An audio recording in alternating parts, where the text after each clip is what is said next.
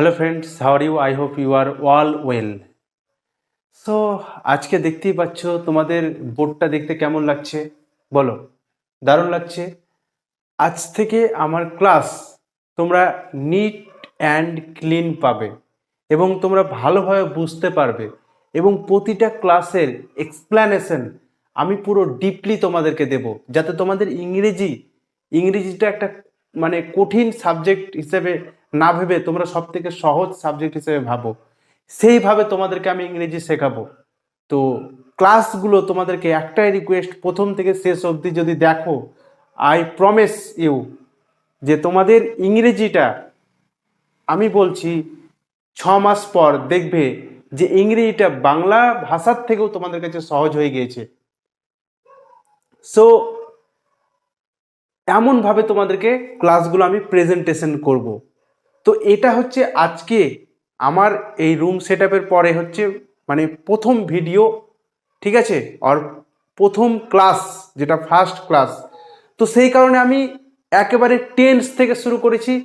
যদি তোমরা এইভাবে প্রতিনিয়ত ক্লাস করো এবং প্রতিনিয়ত কমপ্লিট করো টেন্সগুলোকে, তোমাদের ইংরেজি নিয়ে আর বিন্দু মাত্র ভয় থাকবে না। এটা আমি তোমাদেরকে হচ্ছে একবারে প্রমিস করছি। তো চলো আর কথা না বাড়িয়ে তোমাদেরকে ক্লাসটা আমি বোঝাই কিভাবে তোমরা ইংরেজিটাকে ইজিলি ভাবে অ্যাকসেপ্ট করবে। তো চলো দেখো, প্রথম জিনিস কি আছে দেখো, হেডিংটা পড়ো, টেন্স। টেন্স হচ্ছে সব থেকে ইংরেজিতে ভাইটাল একটা জিনিস, যেটা ছাড়া তুমি কোনো ইংরেজি বাক্য তৈরি করতে পারবে না। তো টেন্স মানে কি? টেন্স মানে হচ্ছে দেখো ক্রিয়ার কাল। ক্রিয়া কি মানে? ক্রিয়া মানে হচ্ছে কাজ, একটা কাজ কোন সময়ের মধ্যে হচ্ছে, ঠিক আছে। আমাদের সময়কে আমরা 3 ভাগে ভাগ করতে পারি। আমি আছি এখন যে ক্লাসটা করাচ্ছি না, এটা বর্তমান সময়, ঠিক আছে। আমি কিছুক্ষণ আগে এই নোটগুলো তৈরি করছিলাম, এটা হচ্ছে পাস্ট সময় ছিল তখন, এবং ক্লাসটা আমি শেষ করব, এটা কি ভবিষ্যৎ সময়। আমরা টেন্সকে আমরা 3 ভাগে ভাগ করতে পারি। আর টেন্স মানে হচ্ছে সময়, সময়কে আমরা 3 ভাগে ভাগ করতে পারি, ঠিক আছে। তো চলো দেখো, প্রেজেন্ট টেন্স মানে আমি ধরতেই পারি এটা বর্তমান সময়। পাস্ট টেন্স মানে আমি ধরতেই পারি এটা অতীত সময়। আর ফিউচার টেন্স মানে আমি ধরতেই পারি এটা ভবিষ্যৎ সময়। তো এই প্রেজেন্ট টেন্সের মধ্যে আমরা কটা করে টেন্স পাবো জানো? কটা করে? এই প্রেজেন্ট টেন্সকে আমরা 4টে ভাগে ভাগ করতে পারি, ঠিক আছে। কি কি দেখো, কি কিভাবে? 1 নম্বর হচ্ছে প্রেজেন্ট ইনডিফিনাইট টেন্স। কি? 1 নম্বর হচ্ছে প্রেজেন্ট ইনডিফিনাইট টেন্স। 2 নম্বর হচ্ছে কি? Present continuous tense. 3 নম্বর হচ্ছে কি? Present perfect tense. টেন্সগুলো আমি বারবার লিখে নিই, জায়গা শর্ট সেই কারণে, ঠিক আছে। 3 নম্বর হচ্ছে প্রেজেন্ট পারফেক্ট টেন্স। 4 নম্বরে কি পাবো? Present perfect continuous tense. 4 নম্বরে কি পাবো? Present perfect continuous tense. তো সেম প্রসেস ভাবে দেখো, শুধু এখানে নামটা পরিবর্তন হয়েছে। পাস্ট দেখো, indefinite, continuous, perfect, perfect continuous same আছে, শুধু কি হয়েছে? শুধু এই পাস্ট টেন্স ওই কারণে পাস্ট ওয়ার্ডটা অ্যাড হয়ে গেছে। তো এখানে আমরা পাস্ট টেন্সকেও আমরা সেরকমই পাস্ট টেন্সেও 4টে করে আমরা ভাগ পাবো। সেটা হচ্ছে কি? পাস্ট ইনডিফিনাইট 1 নম্বর, 2 নম্বর হচ্ছে পাস্ট কন্টিনিউয়াস, 3 নম্বর হচ্ছে পাস্ট পারফেক্ট, এবং 4 নম্বর হচ্ছে পাস্ট পারফেক্ট কন্টিনিউয়াস। ওকে, সেম দেখো ফিউচার টেন্স। ফিউচার টেন্সেও আমরা সেম একই প্রসেস পাবো। কি? ফিউচার ইনডিফিনাইট, দেখো indefinite, continuous, perfect, perfect continuous. শুধু সামনে দেখো কি বসেছে? ফিউচার ওয়ার্ডটা শুধু বসে গেছে সামনে, আর কিচ্ছু চেঞ্জ নেই বস। ওকে, তো future indefinite, future continuous, future perfect and future perfect continuous. চলো এবার দেখো, আমরা টেন্সের প্রতিটা পার্ট আমরা ভালোভাবে বুঝবো এবং ভালোভাবে শিখবো, যাতে আমাদেরকে বারবার একটা সাবজেক্ট বা একটা টপিক না পড়তে হয়। তো সেই কারণে দেখো, আমি তোমাদেরকে এই 1 নম্বর পার্টটা, এই প্রেজেন্ট টেন্সের এই 1 নম্বর পার্টটা আমি তোমাদেরকে আজকে শেখাবো, যেই পার্টটা তোমাদেরকে বারবার আর যাতে রিপিট করে না অন্য কোনো ভিডিওতে গিয়ে শিখতে হয়, সেইভাবেই শেখাবো। তো দেখো, এই হচ্ছে 1 নম্বর পার্ট আমাদের। এই হচ্ছে কি 1 নম্বর পার্ট। কি আছে দেখো, প্রেজেন্ট ইনডিফিনাইট টেন্স কাকে বলে? তো তো এটা আমাদের প্রেজেন্ট ইনডিফিনাইট। প্রেজেন্ট ইনডিফিনাইট, সে প্রেজেন্ট ইনডিফিনাইট টেন্স কাকে বলে সেটা আমাদেরকে আগে জানতে হবে, তাই না? তো দেখো কি বলছে, বর্তমান কালে কোনো কাজ করা হয় বোঝালে। কি, প্রেজেন্ট মানে তো বর্তমান, আর বর্তমান কালেই কোনো কাজ করা হয় বোঝালে, চিরসত্য বোঝালে, নিকট ভবিষ্যৎ মানে খুব কাছেই কোনো কিছু কাজ হবে বা কাজ করব সেরকম কিছু বোঝালে, নিকট ভবিষ্যৎ বোঝালে, অভ্যাস বোঝালে মানে প্রতিদিনের যে একটা অভ্যাস, সেই অভ্যাস বোঝালে আমরা কি করব, সেই ধরনের জিনিসগুলোকে আমরা প্রেজেন্ট ইনডিফিনাইট টেন্সে বলবো, সেটাকে আমরা প্রেজেন্ট ইনডিফিনাইট টেন্সের মধ্যে ফেলবো, তাই আমরা সেটাকে প্রেজেন্ট ইনডিফিনাইট টেন্স বলবো। তো চলো দেখো, সেন্টেন্স স্ট্রাকচার এই টেন্সের বলতে কোন টেন্সের বস? এই টেন্সের বলতে এই যে প্রেজেন্ট ইনডিফিনাইট টেন্সের, এই টেন্সের বলতে প্রেজেন্ট ইনডিফিনাইট টেন্সের। তাহলে এই টেন্সের দেখো সেন্টেন্স স্ট্রাকচার এই টেন্সের একেবারে সহজভাবে তোমাদের কাছে ক্লাসটি প্রেজেন্টেশন করতে চাইছি। প্লিজ যারা নতুন আছো ক্লাসে, প্লিজ চ্যানেলটিকে সাবস্ক্রাইব করো। তো দেখো এই সেন্টেন্সের স্ট্রাকচারে আমরা কি পাবো, দেখো সাবজেক্ট পাবো প্রথমে, প্লাস ভার্বের 1 নাম্বার ফর্ম পাবো। সেই ভার্বের সাথে আমাদেরকে মাঝে মধ্যে কি করতে হয় জানো, এস বা ইএস বা আইএস আমাদেরকে যুক্ত করতে হয়, ঠিক আছে, প্লাস অবজেক্ট। তো বন্ধুরা আমাকে বলো, সাবজেক্ট দু রকম না? সাবজেক্ট তো দু রকমের, কিরকম? সাবজেক্ট কি করে বাবা দু রকম হয়ে গেল? সাবজেক্ট হচ্ছে দু রকমের, একটা হচ্ছে কি সিঙ্গুলার সাবজেক্ট, আর একটা হচ্ছে কি প্লুরাল সাবজেক্ট।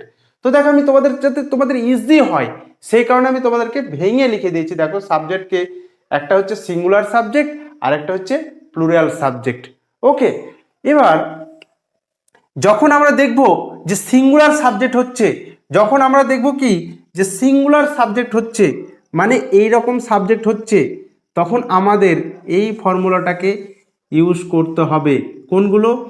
এস বা ইএস বা আইএস আমাদেরকে যুক্ত করতে হবে ভার্বের সাথে, ঠিক আছে, যখন সাবজেক্ট সিঙ্গুলার হবে। সিঙ্গুলার সাবজেক্ট কেমন বন্ধুরা? সিঙ্গুলার সাবজেক্ট তোমরা বলতে পারবে কেমন? যেমন হচ্ছে দেখো রাম, রামটা কে ভাই? রামটা হচ্ছে তুমি না আমি, আমিও না তুমিও না, একটা বাইরের একটা ছেলে। রাম হচ্ছে কে? রাম হচ্ছে একটা বাইরের একটা ছেলে।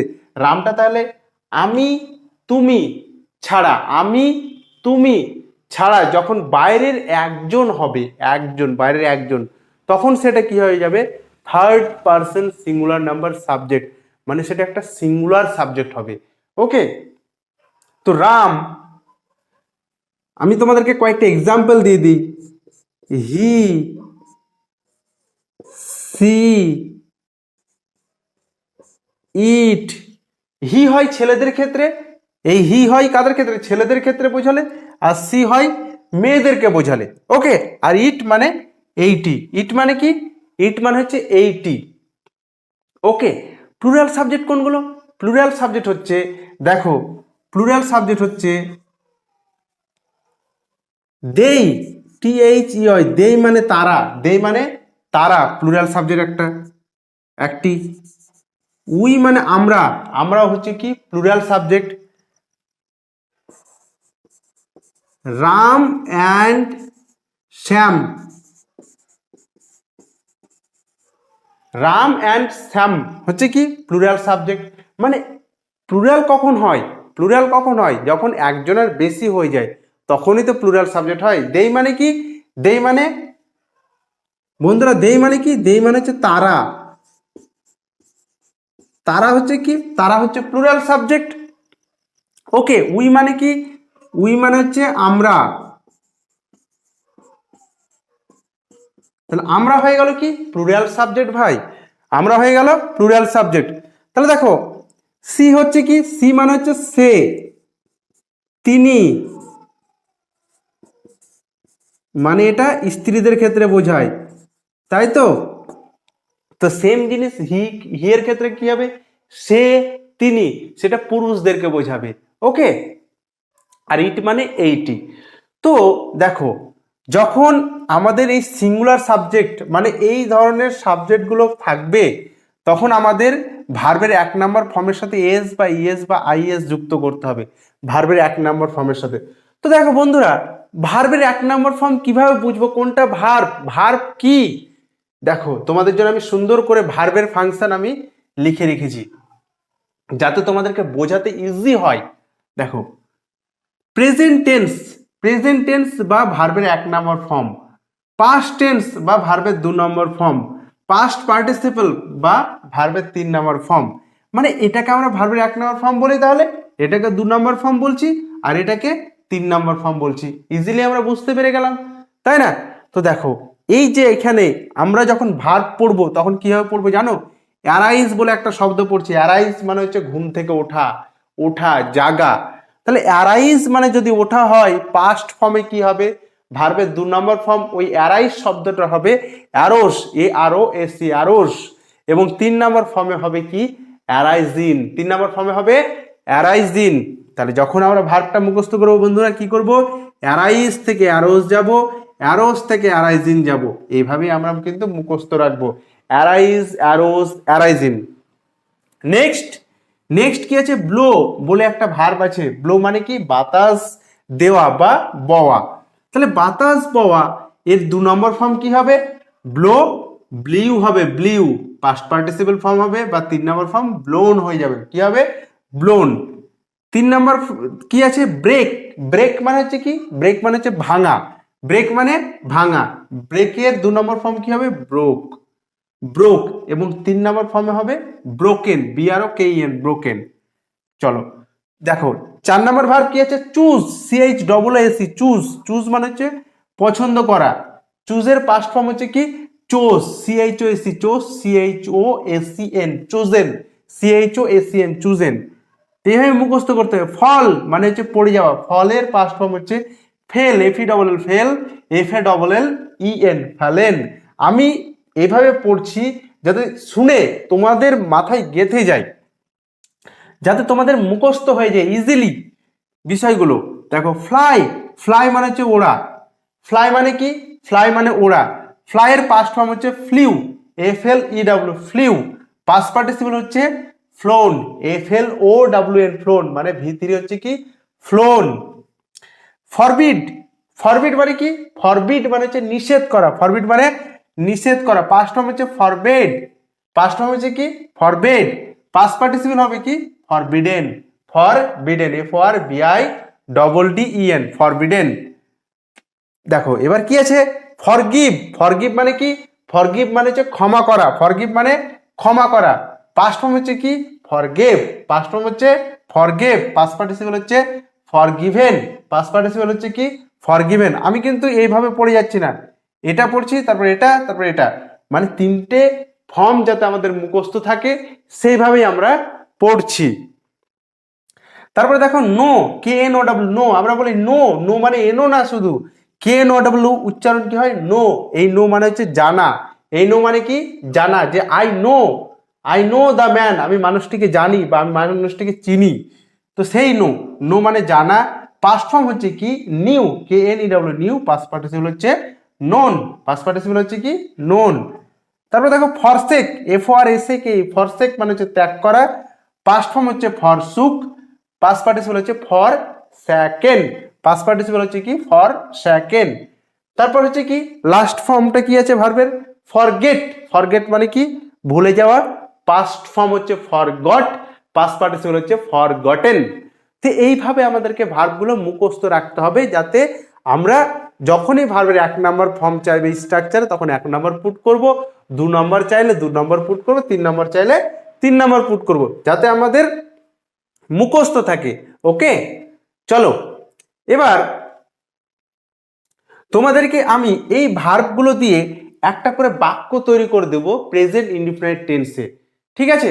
প্রেজেন্ট ইনডিফিনিট টেন্সে তোমাদেরকে আমি এই প্রতিটা ভার্ব দিয়ে একটা করে বাক্য তৈরি করে দেবো, যাতে তোমাদের আরো ভিডিওটা, আরো ক্লাসটা তোমাদেরকে অ্যাট্রাকটিভ করে তুলতে পারে। ঠিক আছে?